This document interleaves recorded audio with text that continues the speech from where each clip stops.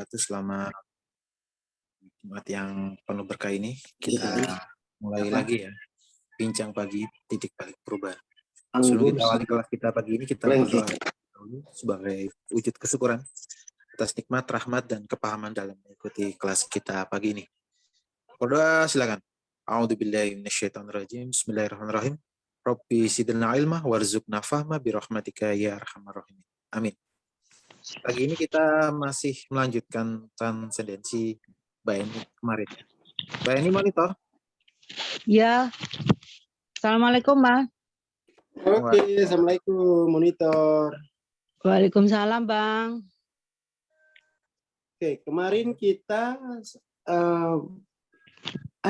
baru ngobrolin apa tuh kemarin ya?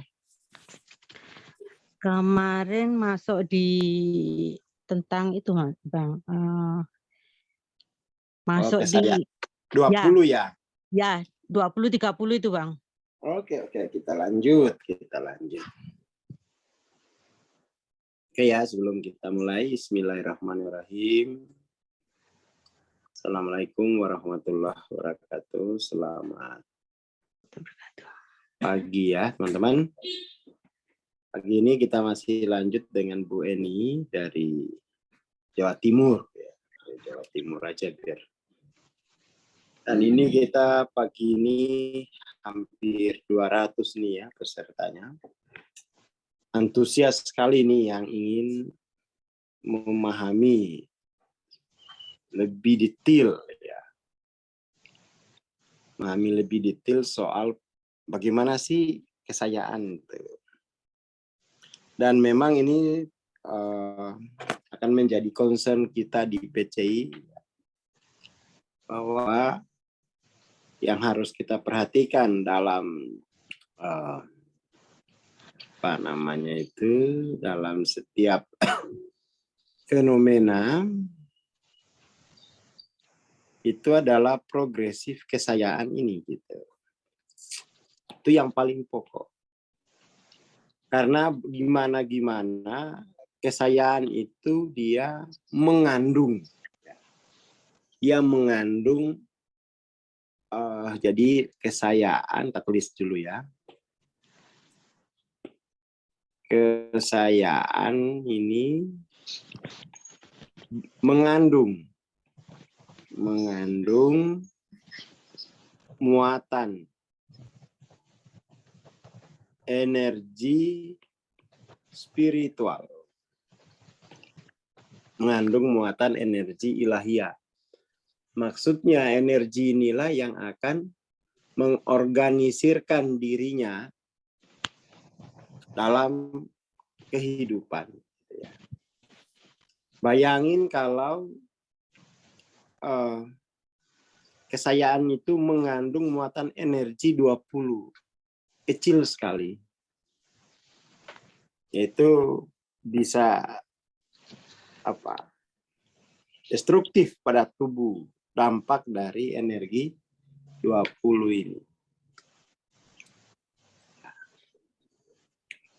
Dan kemarin kita sudah mencatat ada sakit kepala, ya.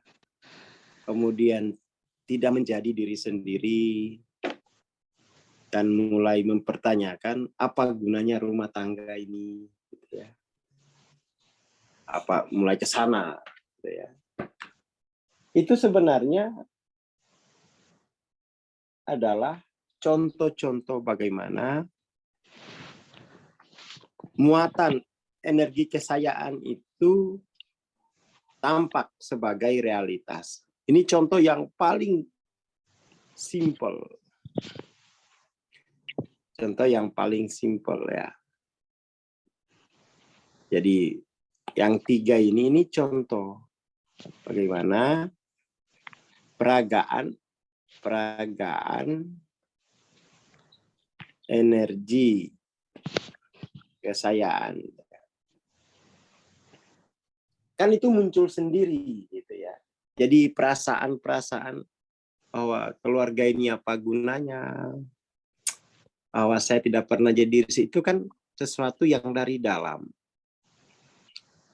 Dan itu kita tidak tahu kalau itu adalah peragaan energi kesayaan pada level tertentu. Peragaan energi kesayaan pada level tertentu. Ini sudah bahasa ilmu kan. Ilmu kesayaan itu melihatnya seperti itu. Kita ambil contoh yang kemarin 20. Saya sakit kepala sejak kecil gitu ya. Saya sakit kepala. Di sini ada gejala bahwa kesayaan itu dieliminasi. Kesayaan itu dieliminasi, ya kan? Lalu difikskan sebagai sakit. Sebagai sakit. Nah, kalau seperti itu terus, maka kemudian tuh sakit kepalanya tidak bakal dia nggak bisa akan diregulasi kalau levelnya seperti itu. Coba misalnya kita naikkan ke level 30. Ke level 30 itu energi kesayaannya atau rasa kesayaannya itu dia bahwa dia memang betul ada kesayaan, tapi dia nggak bisa meregulasi sakit kepala saya. Jadi kesayaan itu hanya sebagai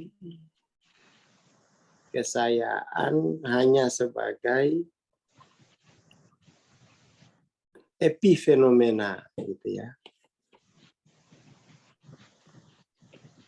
Tapi nggak bisa mengubah keadaan, nggak bisa mengubah fakta. Useless, ya. Useless. Ada tapi nggak berguna.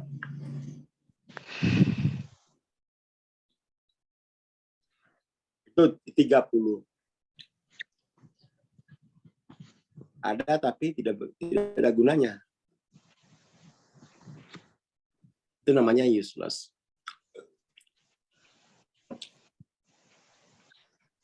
Lima 50, ya kesayaan ada, tapi nggak mampu. Ada gunanya, tapi nggak bisa gitu. Jadi kesayaan tuh nggak mampu. Itu nature 50 ya. Maksudnya nggak mampu mengatasi sakit kepala ini. Jadi kalau kesayaan tuh, kalau 30 tidak ada gunanya dibahas kesayaan tuh, wong. Nggak bisa nyembuhin sakit kepala. Nggak ada gunanya lah, bukan hanya sakit kepala, nggak ada gunanya, dia nggak usah dibahas-bahas. Membuang waktu saja itu kan. Kalau 50, ya ada kesayaan, tetapi kesayaan ada, tapi tidak mampu ngapa-ngapain. Hanya lihat-lihat tok gitu ya. Istilahnya hanya, ya ada sih hidup, plonga-plongo tapi. Ya kan. Itu. Tidak mampu. Bukan tidak ada gunanya gitu. Ada gunanya. Tapi dia nggak mampu. Ya kan? Jadi antara guna dan mampu itu dua hal yang berbeda ya.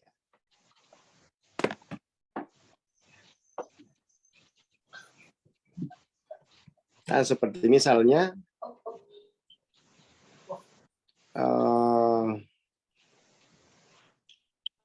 misalnya, ya ada lampu 10 watt. Ada lampu 10 watt. Tetapi ini kan akan dipasang di lapangan sepak bola. Ada gunanya nggak lampu 10 watt itu? Enggak. Ada gunanya. Lampu 10 watt akan digunain untuk dipasang di lapangan 100 meter tuh. Ada gunanya. Seperti itulah. Seperti itu.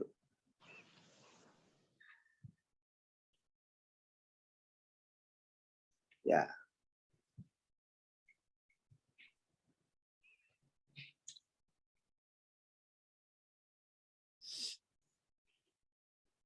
Itu 50 itu kurang lebih begitu. Jadi misalnya contoh yang lain 50 itu kita punya uang 10.000. Tapi tagihan kita 100 juta.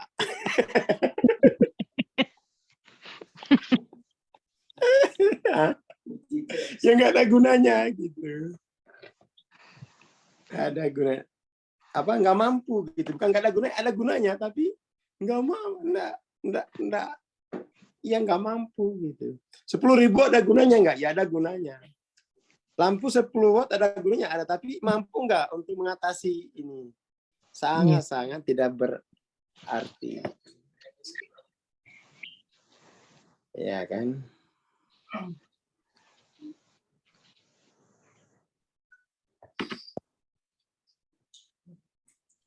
Itu penting dipahami bedanya 30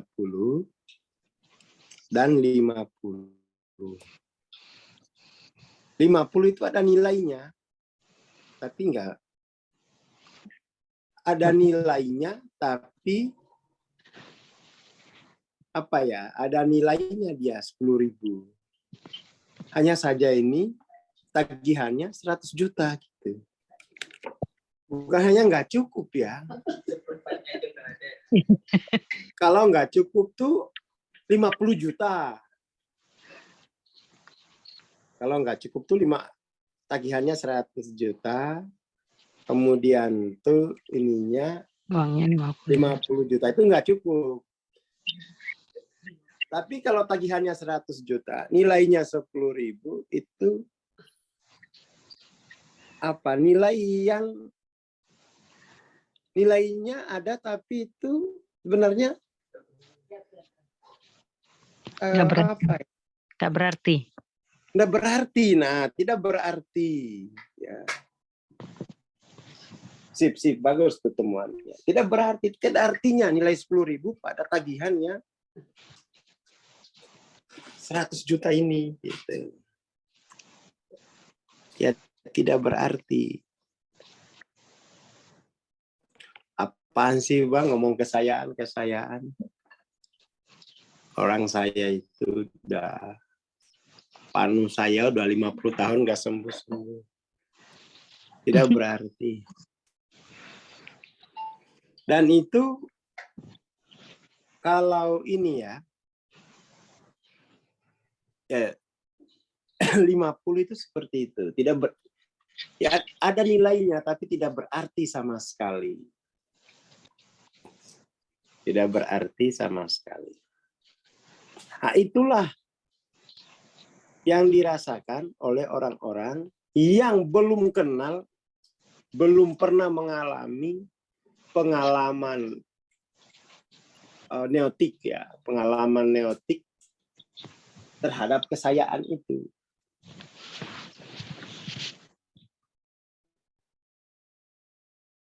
Seperti itu. Posisi masyarakat itu terhadap ilmu kesayaan itu apati dia. Ya, apati. Tidak artinya ngomong apa sih lo, apalagi yang sampaikan ini jebolan S3. SD, SMP, SMA kan. Apa sih itu, hanya aduh apa sih anak itu kan. Dia ngomong apa sih itu? Udah apa ya? Bukan nggak ada gunanya. Ada nilainya, tapi seberapa sih artinya itu kamu ngomongin itu? Saya berulang kali menghadapi apa namanya respon semacam itu dalam diskusi dengan teman-teman ya akademisi. Ya udahlah, kita lihat apa namanya itu. Mana jurnalnya, langsung ditanyain jurnalnya loh. Ada jurnalnya enggak? Itu cara apa ya? Ada jurnalnya. Berapa jurnal yang review itu? Kalau kita kutip Hawking itu udah mati. Itu ya 50 itu seperti itu. Jadi fakta objektif itu terlalu kuat untuk ilmu kesayaan. Fakta objektif itu terlalu kuat untuk dihadapi oleh ilmu kesayaan. Tapi saya nggak mundur, digituin dulu. Enggak. Saya itu meskipun udah sekolah, meskipun ini apa namanya, meskipun ini belum ada jurnalnya, ya saya terlatih untuk saya courage. Saya akan mengikuti hipotesis ini. Saya courage. Jadi seorang peneliti itu, seorang pembaharu itu harus courage, bersikap courage, bersikap jalan dulu deh. Karena kita dipandu oleh pengalaman. Dipandu oleh pengalaman kita sebelumnya itu. Pengalaman saya memperagakan ilmu kesayaan itu terlalu kuat untuk dipatahkan sama jurnalnya mana. Belum ada bukti ilmiahnya. Nggak bisa itu. Tapi kalau yang baru, itu bisa patah dia. Tapi kalau saya, nggak bakal patah. Soalnya apa? Saya peragakan tuh dari tahun 2023. Masih zaman Mbah. Dan itu saya melihat tiap hari Mbah. Mainannya itu patah tulang. Memang saya belum seluas penyaksiannya, peragaannya Mbah. Tapi saya tahu itu bekerja. Saya tahu itu bekerja. Omong apa tole? Sana nyiduk nasi uduk dulu di belakang. Jangan lupa telurnya 5 biar cerdas. Itu.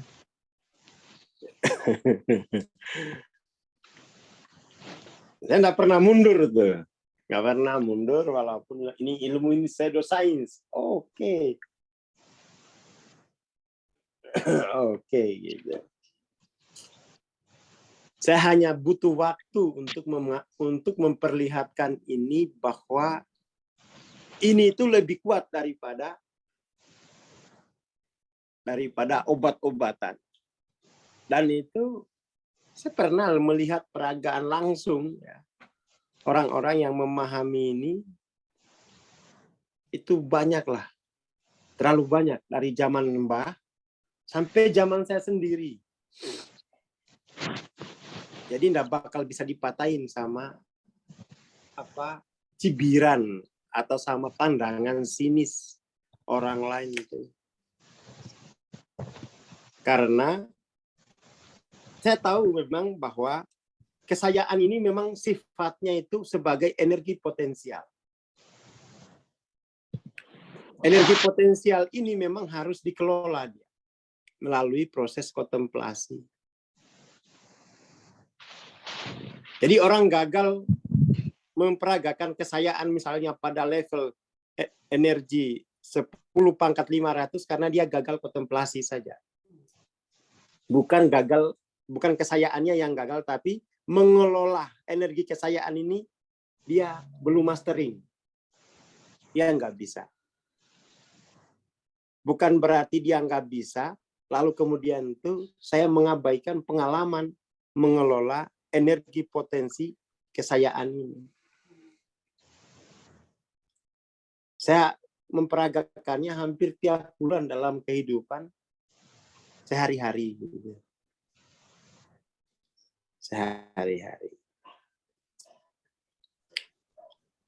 Situ dia. Jadi energi spiritual, kesayaan ini sifatnya energi potensial. Energi potensial yang harus dikelola. Dan memang itu dikelolanya dalam saat-saat kritis. Dikelolanya dalam saat-saat kritis. Makanya kemudian itu saya senang dengan buku-buku yang baru-baru terbit ya. Semacam buku-buku apa itu Breaking the Habit gitu ya. Itu luar biasa sekali. Itu memperlihatkan bahwa ini loh, dunia mulai memperbincangkannya juga gitu. Yang memperbincangkan ini orang-orang yang terlibat dalam penelitian epigenetik. Ya kan, orang-orang yang bukan orang bodoh lah. Bukan orang bodoh kan, orang-orang semacam Bruce Lipton itu kan pionir. Mereka perintis sains baru. Ketika saya bicara ke situ, mereka kadang-kadang teman tuh, oh bidang baru ya ternyata. Ya, udah saya sebutin Bruce Lipton baru. Tapi kalau saya kasih kenyataannya itu, ini apa sih? Kamu ngomong apa sih? Gitu. Makanya itulah alasannya buku saya banyak. Ini kamu baca ini ya. Kalau untuk meragukan energi potensial kesayaan itu ada bukunya. Nah itu. Jadi bukunya itu saya beli, nggak saya baca. Bungkusnya masih ada itu. Kalau ada orang yang ini tak keluar ini ambil satu baca. Jadi nggak usah. Saya yang mikirin cukup buku aja yang atasi itu. Karena memang orang itu apati. Terhadap sesuatu yang baru, orang pasti itu dia, ya memang ada nilainya, tapi tidak berarti. Keberartian ini kan kalau bahasa ilmiahnya ini signifikan. Tidak ada signifikansinya. Itu kalau bahasa ilmiahnya. Tidak ada signifikansi. Dan memang untuk mencapai signifikansi itu, dia butuh banyak jam terbang, butuh banyak dia butuh waktu gitu. Dia butuh waktu. Makanya lama ini proses untuk menunjukkan ke dunia nilai signifikansinya di mana. Karena signifikansi itu harus 50+1. Iya kan? Harus, itu saya pernah belajar itu sama Pak Sagiran. Kamu harus, kalau kamu mau diakui ilmumu ini, kamu harus menunjukkan signifikansinya. Jadi yang ditolak orang-orang ilmiah itu, dia belum signifikan. Tapi kan itu soal waktu. Iya, itu tugasmu. Tugasmu mengumpulkan data itu sampai punya makna signifikan. Jadi ya, itu penting sih untuk signifikansi itu. Tapi itu kan kemudian harus membutuhkan, katakan tuh, saya misalnya mau mencari signifikansi dari, katakan tuh kita 250 juta. Ya, saya butuh populasi katakan 1 juta itu untuk menunjukkan signifikansinya. Ini kan lama ini. Lama. Bayangin 1 juta orang yang harus mempraktekkan. Itu pun pasti yang sukses berapa, yang gagal berapa. Untuk ngumpulin 1 juta aja itu kan, ini aja saya udah 5 tahun. Itu yang terkumpul paling belum cukup 1000. Dari yang 1000 itu yang praktik paling berapa sih? Lamanya itu. Jadi ilmu kesayaan ini mungkin mencapai apa namanya itu, menjadi semacam apa istilahnya ini tuh ya, mencapai turning point-nya itu mungkin ya 200 tahun yang akan datang. Ayo, tapi ini lumayan lah ya. Pagi ini yang ikut 235 orang. Bukan MTLOC-nya gratis. Yang sudah bayar itu udah praktek juga, apalagi yang gratis. Udah, kalau soal gratis saya di awal tahun pertama saya gratisin semua. Saya traktirin. Bukan persoalan gratisnya. Saya pernah melakukan itu secara gratis di 20 kota. Saya mulai dari yang paling polos, gratisin dulu. Gratisin. Saya sudah lakukan itu. Nggak, justru tidak ada signifikansinya sama sekali. Satu pun mungkin nggak ada yang praktek. Apaan sih ini? Justru itu dia mulai membentuk sebuah komunitas premium ketika orang itu bayar. Dan itu tidak semua juga yang fokus gitu. Jadi saya udah coba dari ide yang paling polos, gratis ini. Gitu ya. Saya udah coba.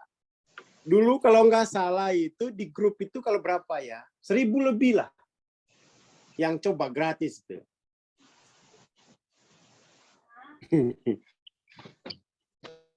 Yang mendapatkan di era gratis itu berapa yang enggak? Ini saya lihat wajah yang ikut sekarang ini nggak ada yang ikut-ikut dulu gratis. Ini orang baru semua yang berbayar ini.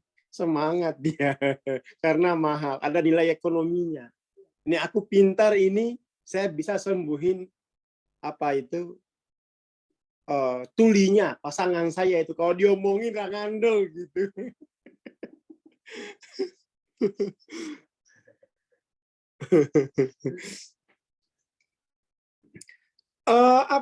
Selain kuatnya radiasi budaya material, memang itu secara statistik kita belum mencapai turning point gitu. Kita belum mencapai signifikansinya apa gitu. Belum bisa ngomong itu karena datanya belum cukup. Bukan karena tidak ada, datanya belum cukup. Kenapa kok belum cukup? Loh yang praktekin tuh belum seberapa orang gitu. Ya kan? Yang praktek itu belum seberapa. Tapi bukan berarti itu tidak ada harganya. Nah, inilah dibutuhkan apa namanya? Bahasanya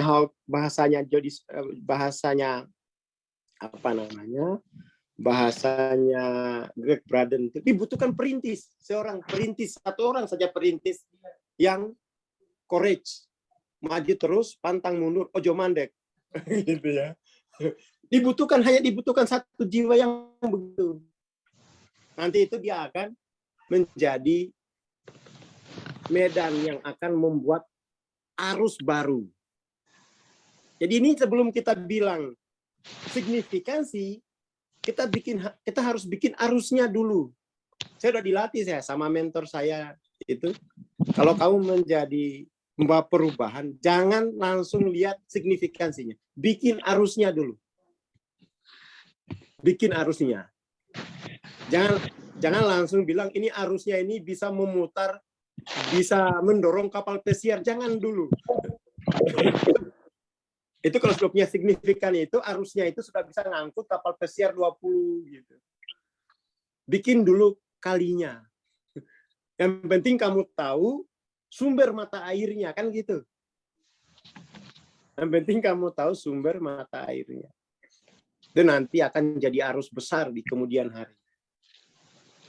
Kamu enggak, tapi itu memang membutuhkan kegigihan sekuat Merapi.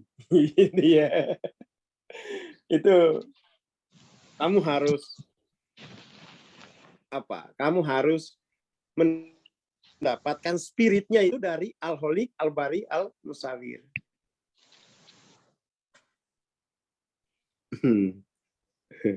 Jadi kamu harus terhubung dengan Al-Holik, Al-Bari, Al-Musawir. Disitulah kita di fase-fase itulah butuh kita ziarah. Kita lihat lagi dalam ziarah, misalnya saya kan rajin ziarah itu ya. Kita lihat guru kita dulu yang ngerintis dakwah ya begitu itu, satu-satu, ya satu-satu ngerintisnya gitu ya, sampai kemudian segunung kidul tuntas sampai sekarang gitu. Itu kita akan melihat sirahnya itu ya, perjalanan guru-guru kita bagaimana mereka awal-awal berjuang tidak langsung dapat hasil. Nah, itulah yang kita hargai dari spirit mereka. Ya kita mewarisi itu kan. Kita mewarisi spirit satu-satu. Jadi tidak langsung pingin jadi besar itu, enggak, guru kita aja berapa tahun dia jalan kaki gitu-gitu ya. Merintisnya. Yang penting tahu kamu punya mata airnya. Soal itu arusnya bisa ngangkut kapal pesiar itu nanti tergantung kalinya juga, sungainya udah besar belum, ya kan? Nah biasanya sains itu langsung ngomongin signifikansinya. Ya airmu itu bisa ngangkut kapal pesiar nggak? Ya belum lah, tapi saya tahu ada mata airnya. Ya nggak percaya, kamu kan yang tahu mata airnya. Kita hanya mau tahu ini bisa untuk kapal pesiar apa enggak, gitu. Ya itu ya. Jadi ini kenapa ilmu kesayaan itu enggak tertarik, bahkan seorang ustadz itu enggak pernah lihat yang kayak begini. Oh iya, belum pernah lihat, memang ini hanya yang di gunung sana ngelihatnya gitu. Dan itu masih tetap diperagakan oleh guru-guru kita kan ini. Cuma tidak terpetakan saja. Ini kan kita ngomongin yang nature 50. Gimana kalau nature yang 700? Nah, itu kan. Itulah yang kita lihat guru-guru kita baca manakib. Kalau Mbak itu kan kalau misalnya ada hajat kayak hal-hal yang membutuhkan energi untuk meruntuhkan kausalitas itu kan. Misalnya patah tulang. Oh, dia membutuhkan energi yang lebih tinggi, katakan itu 10 pangkat 750 atau 850. Itu dengan acara-acara kayak manakib. Dalam manakib itu langsung dihadirkan energi itu. Ya, patah tulangnya jadi dirongseng itu jadi pulih. Karena mau tes angkatan udara. Gitu ya. Kita melihat itu di guru kita gitu. Dan itu kita susun sebagai ilmiah. Nggak apa-apa, nggak belum diakui orang gitu. Tapi bahwa energi potensial ini bisa dikelola. Bisa dikelola. Oke, kita lanjut lagi ya. Jadi ini sekaligus memberi motivasi ke Bu Eni gitu ya, bahwa oke, ini memang potensial. Tidak seperti yang material. Material itu kan sudah aktual. Telan nggak usah ngapa-ngapain tuh jadi itu kalau sudah aktual. Tapi ini masih kita ngomongin energi potensial. Meskipun tuh potensial, dampaknya ini jelas gitu loh. Nggak bisa disepelekan. Hawking membuat contoh yang sangat bagus. Bagaimana energi potensial ini bisa merusak peradaban. Terlihatnya mungkin 200 tahun, tapi itu pelan tapi pasti dia. Hawking menggambarkannya ya di buku Power Force. Yang belum punya beli. Ya. Yang buku Power Force itu beli. Hawking menggambarkannya itu perubahan 1 derajat saja. 1 derajat. 1 derajat berangkat dari kondongnya misalnya. 1 derajat dia berubah sampai ke Singapura. Itu nggak sampai Singapura tuh. Sampainya ke Tasik, Singaparna. Karena hanya digeser 1 derajat. Kecil sekali 1 derajat itu.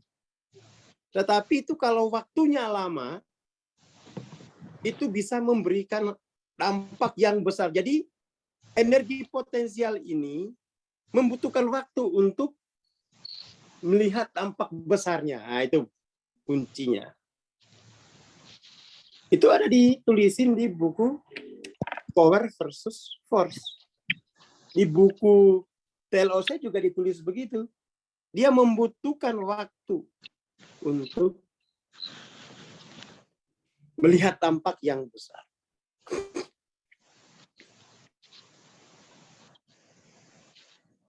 Ini ada sponsor ya. Dari yang jomblo buruan cepat-cepat loncat. Loncat kemana Bude? Ini Bude ini bikin jomblo. Panik ini. Kalau sudah nikah, susah. Kalau pasangannya ternyata nggak seiring sejalan. Waduh, kali code dibawa-bawa lagi. Aduh. Ini kali tempat saya mandi ini.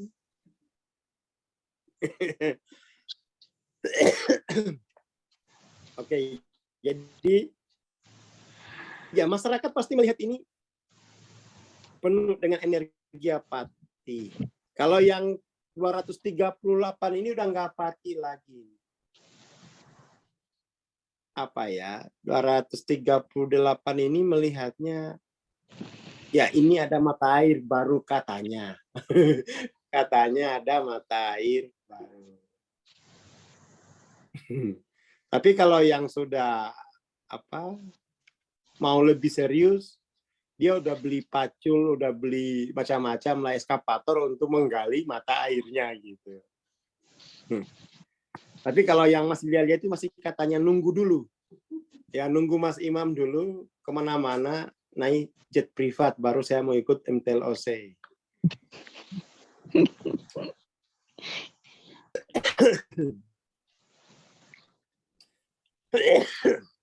Ya itu di situ di situ. Tapi pada dasarnya itu sebenarnya kita masing-masing itu harus bikin arus besar atas mata air ilahiyah dalam diri masing-masing itu. Harus dibikinkan arus. Gitu ya, harus dijadikan arus utama kalau bisa. Tapi kalau kita nggak pernah rintis, ini saya lihat ya teman-teman yang sudah mulai merintis 3 tahun lalu itu, arusnya itu mulai gemericik lah ya. Bukan lagi rembesan, sudah bisa jadi musik alam kan gitu. Awalnya itu ngerembes di lumpur, ya kan. Tapi kalau sudah mulai menjadi musik alam, sudah ngerasain ya. Kalau paling enggak, kalau aku malam-malam tuh tidur, aku nggak butuh lagi obat tidur. Kenapa? Cukup dengarin riak air, suara air dari mata air ilahiyahnya itu kan. Itu yang mulai belajar 3 kalau sudah tahu dia. Paling enggak itu sudah bisa menjadi brainwave, mengubah brainwave-nya dia. Gitu dulu, mengubah brainwave dulu. Belum mengubah saldo sih, ya cuma saya nggak stres. Itu berarti energi keilahiannya itu sudah mulai menata gelombang otaknya. Bayangin, nggak kerja, nggak apa, bisa hidup dengan tenang gitu ya. Kan gitu. Ditulis ya, nggak ada yang kamu tidak terprovokasi sama yang ayang-ayangan gitu. Ya udah bisa mulai minum lah ya. Haus tuh minum dari situ udah bisa. Walaupun belum bisa digalon. Mau jualan dari situ. Pokoknya courage dulu. Dari 50 ke 75 gitu ya. Itu batas yang 75 ini cukup bagus ini. Cukup menarik. Karena di 75 itu kesayaan itu sudah punya posisi yang berbeda dengan tubuh. Sudah jelas bahwa kesayaan ini beda kok dengan tubuh. Kesayaan ini beda dengan tubuh. Kalau tubuh itu merasakan sakit, kalau saya ini merasakan kesepian. Mulai ya. Hanya saja pertemuan itu dikacaukan lagi dengan peristiwa sosial. Jadi kemudian tuh kesepian yang dirasakan oleh Kesayaan itu ditimpali dengan main Facebook. Akhirnya dia tidak lagi, akhirnya kembali relatif lagi si Kesayaan itu. Karena tidak diberi waktu untuk dialami secara dalam. Itu namanya terdistrak. Terdistrak. Saya termasuk orang yang diberi karunia untuk mengalami Kesayaan di 75 ini tanpa terdistrak. Karena nggak punya fasilitas untuk terdistrak. Iya, nggak punya fasilitas untuk terdistrak. HP nggak punya, uang nggak punya, teman nggak punya.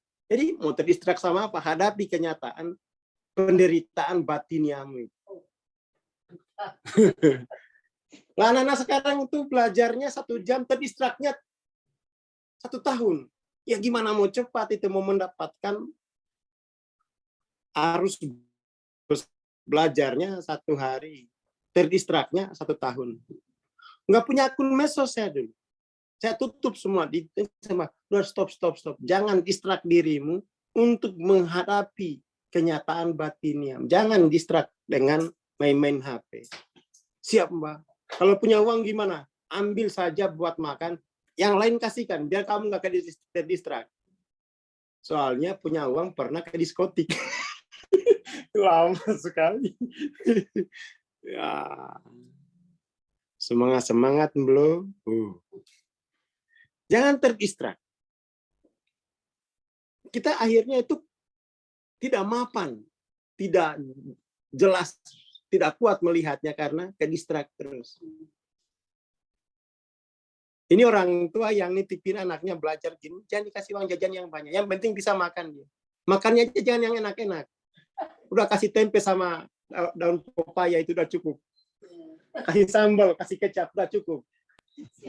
Jangan sampai diisi GoFood-nya itu, jangan.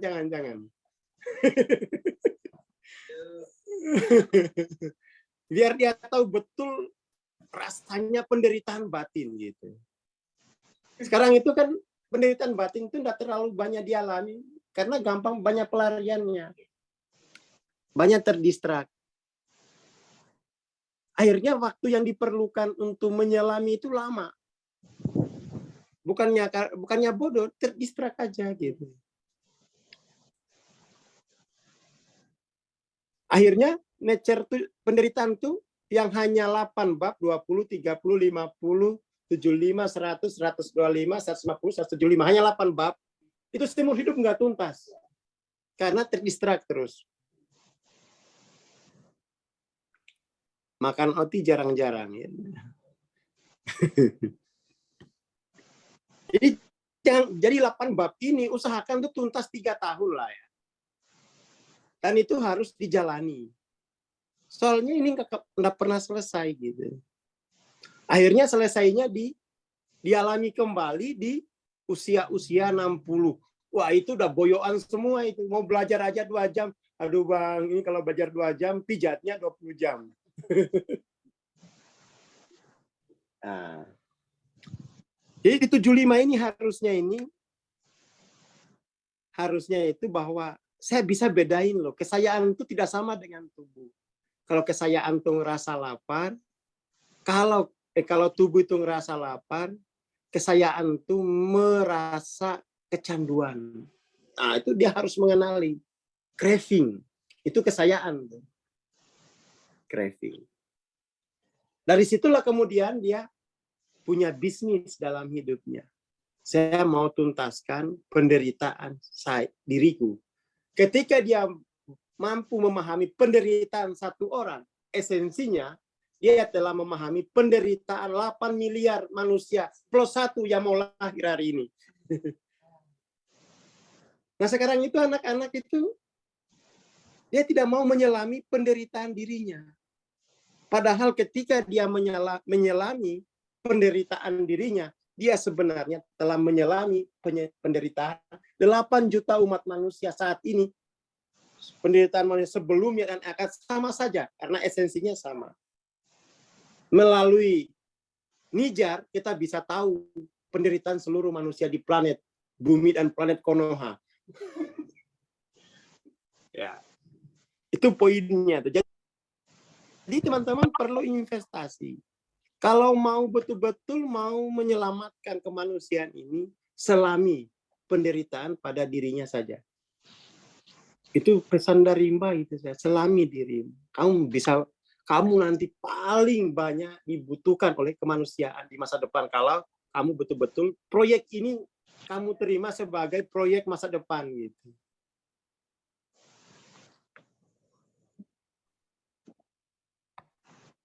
Seperti itu. Jadi di 75 ini kalau kita hadapi tanpa dualitas, alhamdulillah saya diberi proyek oleh Tuhan. Saya diberi proyek sakit kepala dari kecil. Alhamdulillah ini adalah akan menjadi fakultas kedokteran era ketiga. Ini akan menjadi fakultas psikologi era ketiga gitu ya. Sekarang itu keempat. Era kelima berarti psikoterapi itu. Jadi diberi penderitaan itu disambut. Bukan ya memang berat, tapi dia bermakna inilah yang akan saya tuntaskan. Cukup saya tuntaskan satu, itu esensinya sama seluruh manusia. Jadi Bu Eni itu dapat proyek lebih besar dari nilai proyek IKN. Dapat proyek lebih besar dari proyek IKN.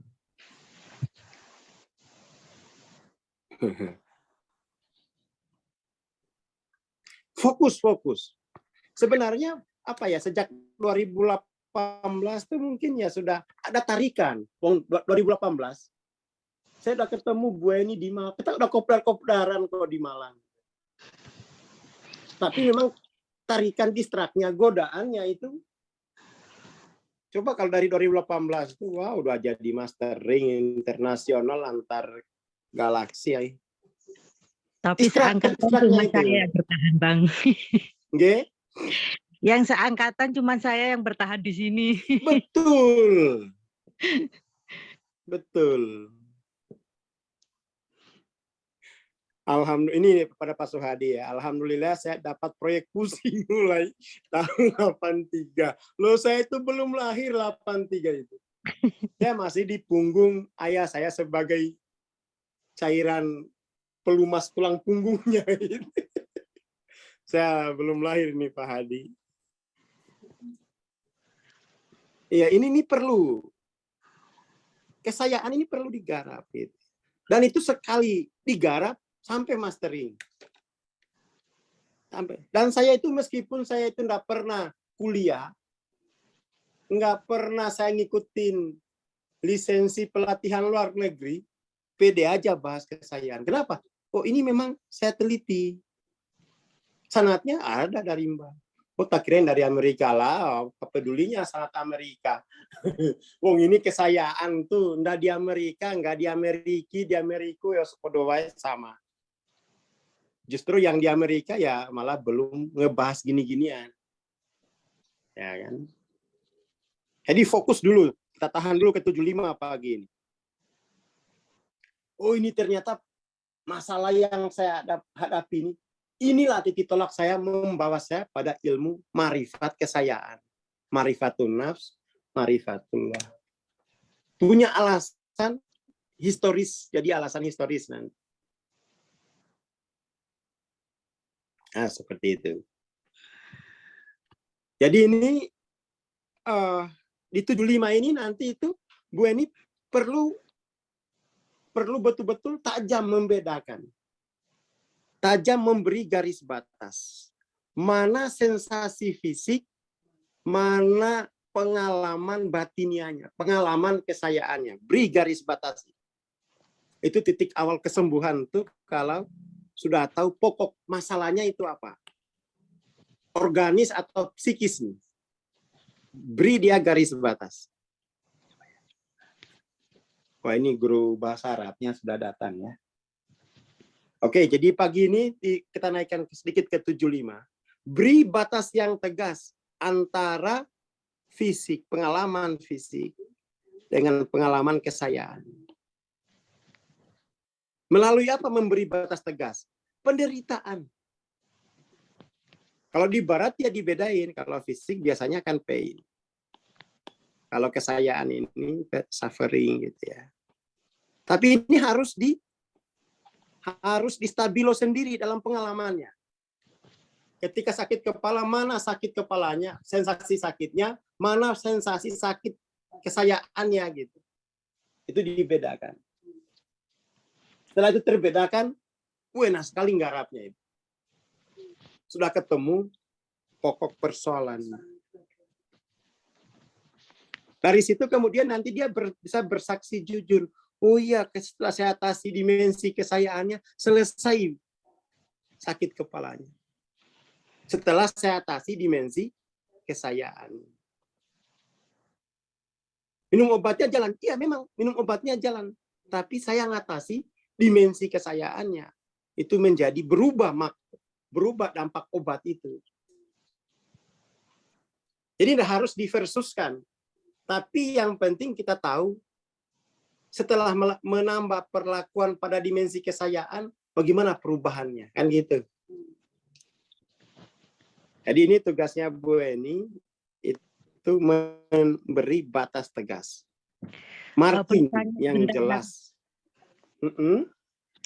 Dulu itu pernah saya itu mengalami beberapa hari, selama 10 hari kalau nggak salah Bang. Pagi itu kedinginan, terus setiap hari itu. Setelah dingin, badan keringat dingin, badan panas. Terus gitu aja setiap hari itu. Setelah saya selami selama kok gini terus saya kan gitu. Sudah ke dokter kok tetap gitu loh. Akhirnya ini paling diri saya yang nggak beres gitu.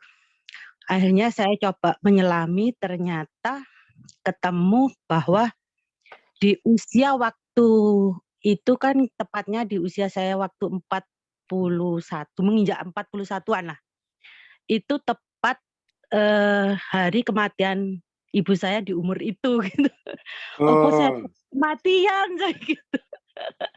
Saya takut mati untuk meninggalkan anak-anak di usia segini saya gitu, Bang. Oh iya ya. Ya itulah yang disebut dengan penderitaan. Penderita. Bahkan jiwa itu hal yang sudah pasti pun dia bikin menderita dirinya. Kematian itu kan hal yang sudah pasti. Iya. Pasti terjadi, tapi dia membuat penderitaannya sejak sekarang. Kata orang Jawa itu magang ciloko. Magang ciloko. Setelah ketemu itu terus sembuh, Bang. Artinya itulah kesadaran itu seperti itu. Dia hanya butuh diakui, diterima, dipahami, lalu terlampaui sendiri. Terlampaui sendiri. Kesadaran itu hanya seperti itu. Hanya butuh diberi garis batas yang tegas. Sadar batasnya. Selesai dia itu kalau sudah sadar batas. Jadi orang miskin, kalau sudah sadar batas miskin dan kaya, dia akan kaya itu. Kalau dia mau. Orang sakit, dia sadar batas sehat dan sakit, itu dia bisa sembuh secara mendadak. Karena sadar batas itulah yang paling penting dalam pembelajaran kesayaan ini. Jadi nanti ini untuk Bu Eni, kita naik ke 75 dulu. Dalam terhadap sensasi, pas sakit kepala itu terjadi, sensasi itu hadir, ambil batas mana wilayah kesayaan, mana dimensi kesayaan, mana dimensi tubuhnya. Oke, Bang. Itu dulu ya pagi ini. Terima kasih, Bang. Terima kasih. Assalamualaikum warahmatullahi wabarakatuh. Waalaikumsalam warahmatullahi wabarakatuh. Terima kasih Bang Aswar, terima kasih teman-teman. Ya mengingatkan ya, di bulan ini kita ada beberapa agenda ya. Tanggal 23 sampai 25 Desember besok kita ada mentoring TLC. Dan bagi teman-teman di wilayah Jawa Timur, kita ada kelas ya di tanggal 18 Desember besok. Ini seatnya terbatas, segera amankan seatnya. Dan bagi teman-teman yang pengen mengikuti bedah buku, Ini kita ada beberapa beda buku ya, spiritual sense. Silakan Japri. Terima kasih. Kita bertemu besok pagi insya Allah. Assalamualaikum warahmatullahi wabarakatuh. Selamat pagi.